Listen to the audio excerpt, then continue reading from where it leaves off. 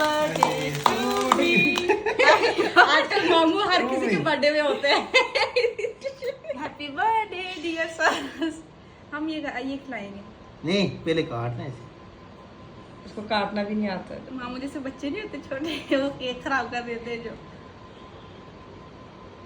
मैं तुझे खिलाऊंगा ना। मैं आपको खिलाऊंगा। कहीं डाइट पे तो नहीं हो? डाइट पे तो इधर लगाऊं? नहीं नहीं मामू, मैंने मेकअप किया। कहाँ मेकअप है? मेकअप किया।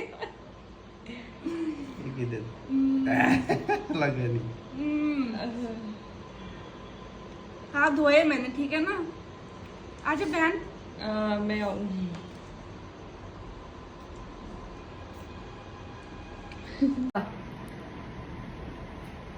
अच्छा लगा। नहीं बस मैंने टेस्ट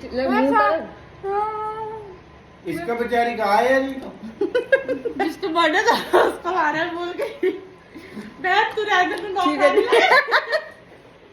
अच्छा लगता है ये।